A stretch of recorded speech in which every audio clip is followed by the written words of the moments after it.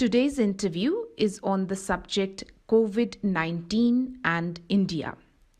We'll be talking to a public health expert, Dr. Vikas Bajpai, who teaches at the Center for Social Medicine and Community Health at Jawaharlal Nehru University, Delhi. In addition to being a social worker who has worked in marginalized communities in and around Delhi, Dr. Bajpai's research papers have been published in national and international journals, and he has also co-authored 2 books on public health: Health Beyond Medicine, Reflections on Sociology and Politics of Health in India, and Food Security in India, Myth and Reality. Dr. Vikas Bajpai, welcome to the Peace Vigil channel. It's a pleasure to have you again. My pleasure as well. Thank you. Thank you for having me. Doctor, as a public health expert, how do you see the COVID-19 situation? Of course, the international media has criticized India quite widely for what it has termed as a total disregard shown towards the... Well, COVID-19 situation in India, it is still unfolding. If official data is to be believed in terms of number of cases and number of deaths, we are yet nowhere near what is being experienced in more developed countries. But that is only the official data. Let's not dispute it for a moment. But the attendant problems which have arisen because of the measures which have been taken to control COVID and all, they have led to a tragedy of huge proportions. What people have described as second largest migration after 1947 partition that we have already seen. And if one wants to take note of it, actually, the situation of hundreds of millions of Indians has been pathetic. I mean, it really pains one's heart and one's soul to see the way people are suffering. They have been reduced to a state of utter indignity. I mean, they were proud working people, earning their living, earning their bread and butter and all, and have now been reduced to virtually, fighting against each other to be able to get a packet of food. So that is the level of preparation with which this lockdown has been imposed in India. And I mean, it's my fear, and I'd be very happy to be proved wrong, but I think that if continued this way, it will lead to far worse outcomes, even in terms of disease, overall disease. And right now we are just talking of COVID. Certainly, the people who are suffering the most in this situation, namely the poor, are also more vulnerable to other diseases that they can't prevent or they can't tackle because of the poverty they find themselves in. So therefore, you are absolutely right that COVID-19 is not the only killer here, because of the situation that has been created where poor have been pushed to greater misery, is going to also cause deaths because of other diseases. And this brings me to the point of food security, which I know you've been working on for a long time. And I find that because most Indians do not have the food security that a human being deserves, this whole situation is going to get even worse. Well, as regards food security, I hold one dictum in my mind always, which is that the problem about food security is not how to give food to the people. Problem about food security is how to enable them to earn their own bread and butter, which is what any self-respecting person would like to do. Okay. Now, though we can agree, yes, that there can be situations as the present one, where under exceptional circumstances we are not able to let people work or go out and all that. But I think the what people deserve as human beings cannot be suspended just because there is this situation for us, because this suspension does not hold true for all sections of the society. The privileged continue to have access to all their basic necessities. It is only a certain section of the society, which in India is a huge majority of people, who are denied basic services. So the need is that the government should reach out relief to the people, keeping in view their dignity, okay, their sense of self-respect. And if that were to be the attitude of the government, I suppose government would have gone into this lockdown with a lot more planning, with a lot more diligence, with a lot more compassion and understanding than a mere 4 hour notice that was issued to the people by a tough guy to handle a tough situation through tough decisions. True, Dr. Bajpai. I would like to tell our viewers that in the last interview with you, we discussed that how when a person is poor, a disease affects that person disproportionately. So if you are rich, you have the money, the same disease may not be as bad for you as somebody who is poor, because that person does not have enough to eat, does not have a safe place to live in, and therefore, Sure, even in the case of sure. COVID-19, even though the disease began, it came from abroad. It obviously came with people who could afford to go abroad, and then, when they came back, the disease came with them. It is actually going to be the poor who are going to be impacted by it the most, who are going to suffer the most. Am I correct Yeah, in assuming? and I'll help and elaborate the mechanism of that. You see, in India, more than 90% of the workforce is employed in unorganized sector. Unorganized sector means there are certain attendant implications of that. They are not unionized. They do not have any power of collective bargaining. They are in jobs which are of uncertain in terms of their regularity and all that. Okay, they are very lowly paid. And another attendant condition is that they have to have a daily earning to be able to eat every day. That is a harsh reality. Okay.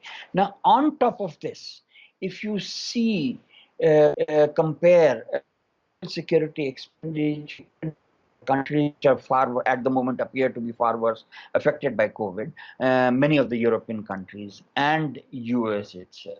And if you see India, now in India, the expenditure on social security, that is food, education, and everything together, and health, is about 1.5 GDP.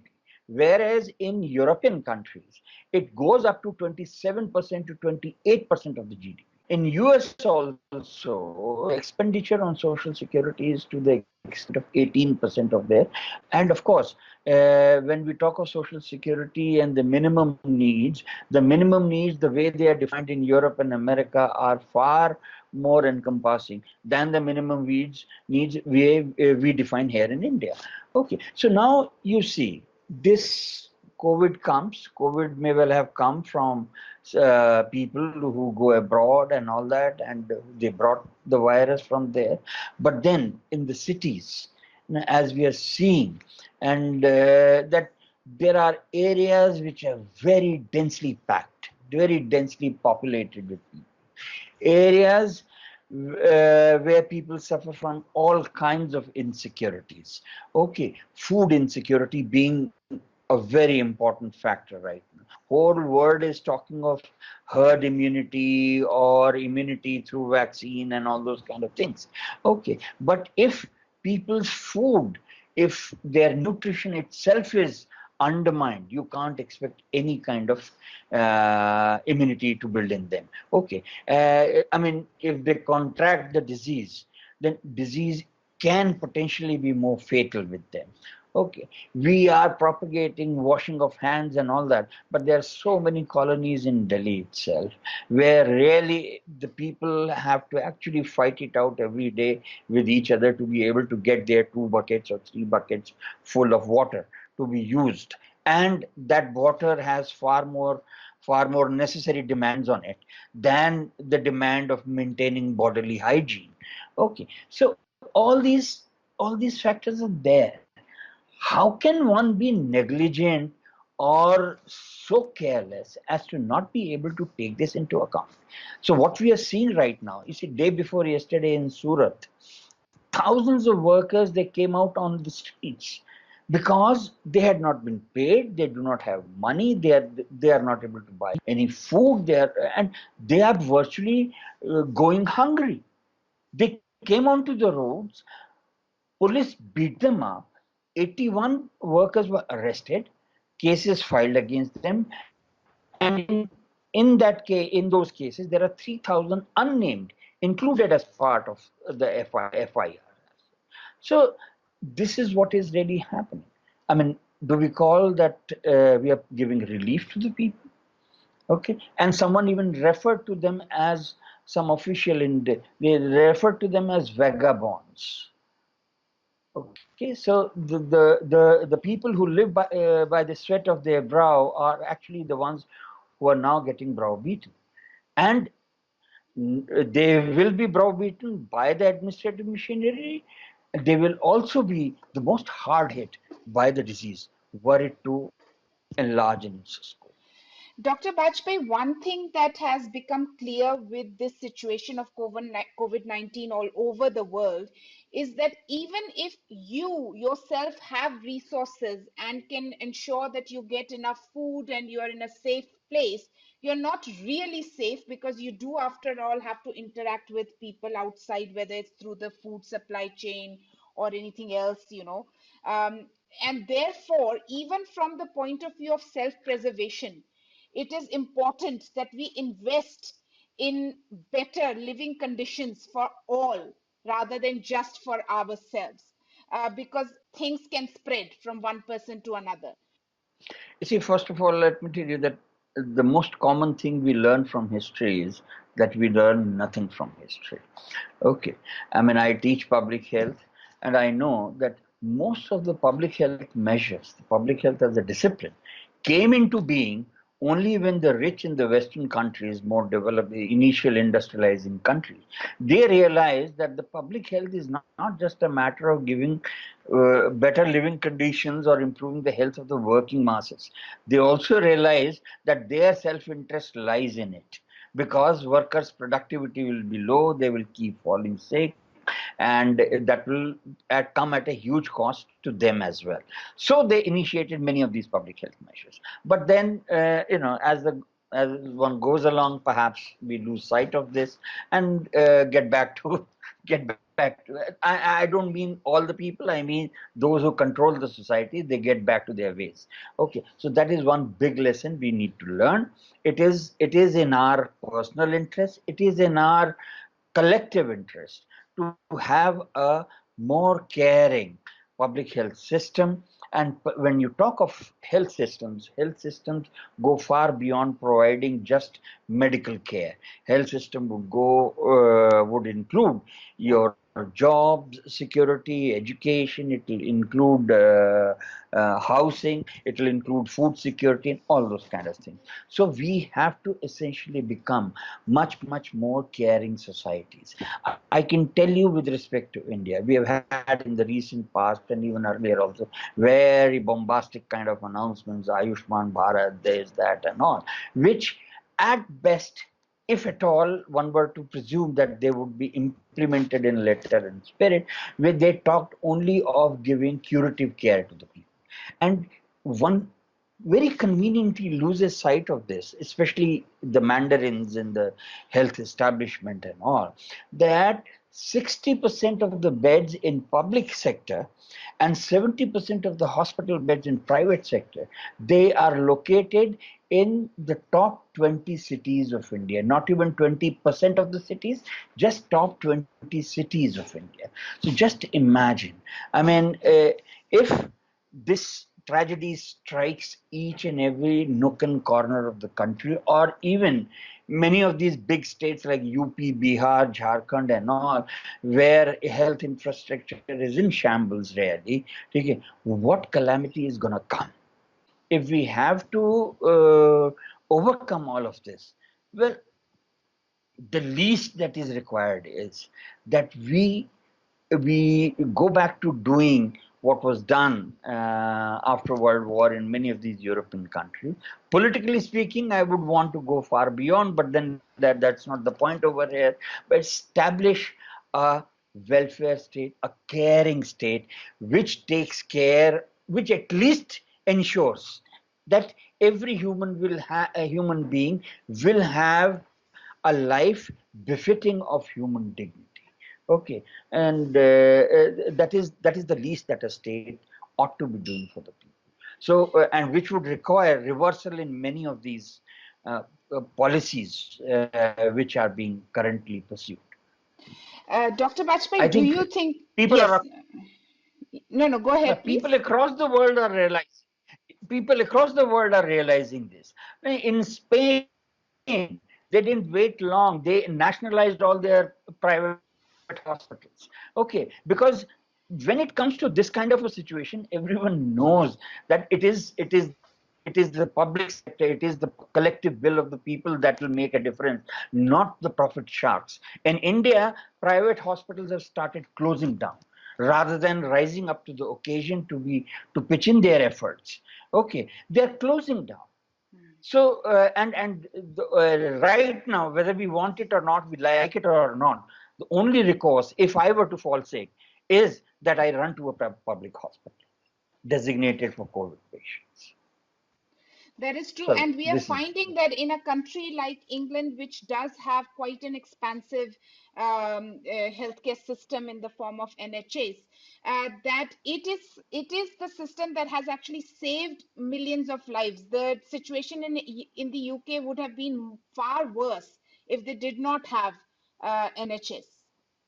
sure, yes, and yet it is also showing the limitations because they have tried to kind of disinvest in NHS also in many ways and all. There have been attacks on social security Yes. benefits of the people and all. So all of those things are showing up in the form of their inability to be able to tackle all of this. True. And the interesting thing in all this is that the Prime Minister himself has been saved by NHS. In fact, he has gone on record to say that he owes his life to NHS when he was the person who was trying to disinvest from NHS and social benefits. So he's somebody who believes in privatizing government resources and not investing in social services. Hmm. Well, I just hope that is not another of the pretenses that he is putting up. And if he really means that, he will lead the way in strengthening NHS further, which will be very good for the people of United Kingdom and would serve as an example for people across the world, especially in countries like India, where governments have been running away from these fundamental duties. So I Uh, just hope it's good that he has felt good about NHS and will go to strengthen it. Yes, I think it is very important that when this crisis is over, we maintain the perspective that it has given us, which is that public health institutions and also other social services provided by governments are of paramount importance. The problem is that when a crisis is over, people again start to think only in terms of profit and loss. They lose sight of the lessons learned during a crisis. And this is especially true of people who are in power. The pressure has to be kept on them that we must invest in services that are provided by the state and not just look at everything in terms of profit and loss? You see, uh, who will think for the public? Point is, the very objective of public health system uh, is to provide healthcare to the people irrespective of their ability to pay, because it upholds health as a fundamental, as something which must be enjoyed by all the people. Okay. Whereas a private system of necessity, okay, of it is guided by maximizing profits. Okay, so this may work apparently so when there is no situation of extreme stress. Okay. You can pose arguments like those who can afford to pay. Why must they come and crowd the public hospital? They can go to the private hospital, get their care and all. Government should take care of the poor and provide them relief and all those kind of things. But then what happens in the process is we create two categories. Okay, we create a rich health, very luxurious healthcare for people who can afford to pay. We create poor healthcare for people, for the poor people as such. Now, by its very nature, private cannot think of public. Okay, it has to necessarily think of its profits, and it uses the jargon of public to increase its market share.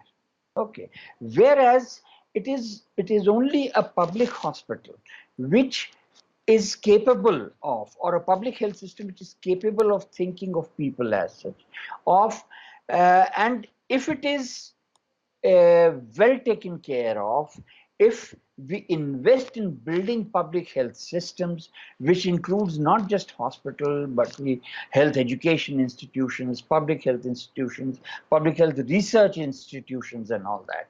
Okay, then we bolster the capacity of the society to be able to see disease, not just from biomedical perspective, but in totality, in terms of its interaction with living beings, in terms of what it does to their lives, in terms of what it does to the social, economic, political conditions of the people and society at large. It is only when you build these kind of capacities will you at the right time, required time, will you have that capacity to be able to take on the essentially complex nature of the kind of situation which we have at hand right now. When public health systems are not nurtured in this way, then you have these kind of situations that China will blame US accuses China, both together accuse maybe third one, and then you start talking of undermining WHO and all those kind of things. So it's not just petty politics on face. It is the result or net outcome of what the world has been doing to these public health institutions, and individual countries have been doing to these public health institutions. When you see, when they are not properly nurtured, even developed countries which thought that infectious diseases are a problem of yore and they needn't bother about it, now they've been brought to their knees. Okay, and situation can be far worse for countries like ours, for India. I mean, where the conditions of living of people, as it is, are quite indigent. As you say, the situation can be far worse in a country like India given the levels of poverty, which makes one wonder what the governments were really thinking, because over the last several decades, huge disinvestment has happened from public services, including health, but also education and so on.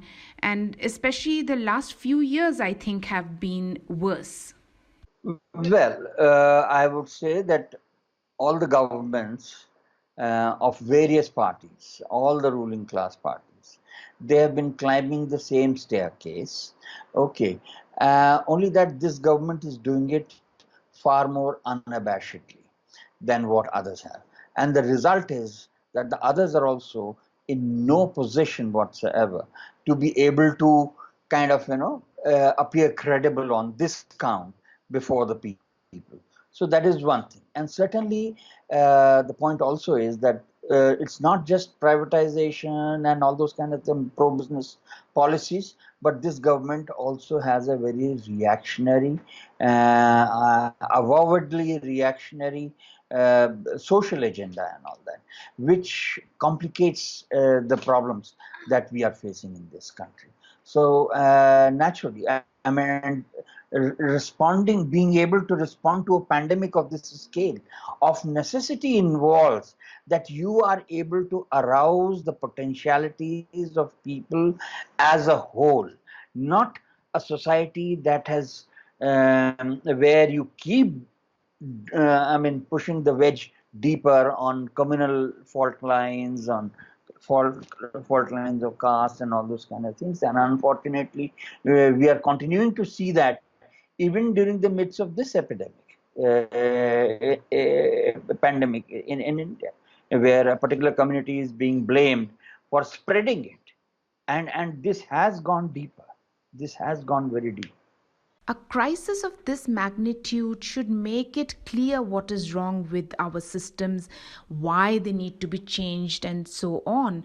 But what happens, I think, is that the governments are also quite smart. They know they're incompetent, and if people start to question what is wrong with the systems that they're running, it will be a huge problem for them. So they quickly find scapegoats, they start pointing fingers, and they create this whole national narrative against a particular nationality or community and so on. So for instance, the hate against the Chinese that has been whipped up in the US and in India, a particular community is being blamed.